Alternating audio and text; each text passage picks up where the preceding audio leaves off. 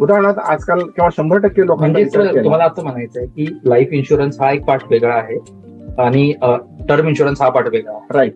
तर आजकाल लोकांना लाईफ इन्शुरन्स म्हणजे टर्म इन्शुरन्स असं एक गल्लत होते. हो, बराच पण आपले तर प्रत्येक वेळेला कसं वाटतं की आपण इन्शुरन्सचा विचार केला की तुमच्याकडे इन्शुरन्स आहे का विचारला की ते म्हणतात हो माझ्याकडे आहे, मी 2 लाखाचा घेतलेला आहे. बरोबर. आता 2 लाख जर तुमच्या फॅमिलीला जर तुम्ही दिला तुमच्या नंतर, तर ती फॅमिली किती दिवसापर्यंत सस्टेन करू शकेल. बरोबर. दुसरी गोष्ट अशी आहे की त्या 2 लाखाला 5 लाखाला मी किती सम इन्शुर्ड भरतो, किती प्रीमियम भरतो, म्हणजे मी जे भरणारे पैसे ते किती रकमेचे आहेत आणि मी ज्या पर्पजसाठी घेतो म्हणजे सुरक्षा किंवा माझ्या अपरोक्ष माझ्या नंतर माझ्या फॅमिलीला सुरक्षा मिळावी, माझ्या फॅमिलीला आर्थिक लाभ व्हावा आणि माझे जे गोल्स मी ठरवून ठेवलेले आहेत माझ्या मुलांच्यासाठी, शिक्षणासाठी, मुलीच्या लग्नासाठी, किंवा मी जर फ्लॅट घेतला असेल, प्लॉट घेतला असेल, कार घेतला असेल, त्याचे सुद्धा माझे हप्ते चालू राहतात.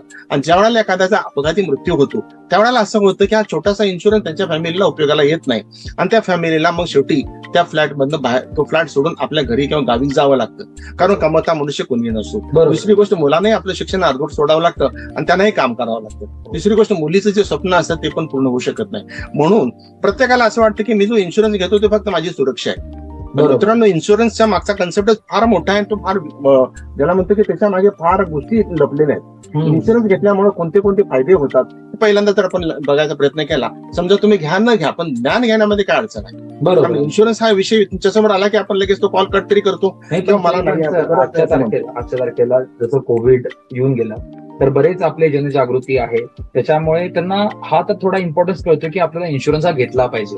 कारण मेडिकलचे खर्च असतील किंवा जो कोणी करता पुरुष असेल त्यातला, तर तो जेव्हा जातो त्या फॅमिलीवरती किती बर्डन येतं हे त्या फॅमिलीला आजच्या तारखेला थोडा जागृत आहे. पण त्यांच्या पुढे असा प्रश्न पडतो की कुठला घ्यावा आणि कुठला नाही घ्यावा.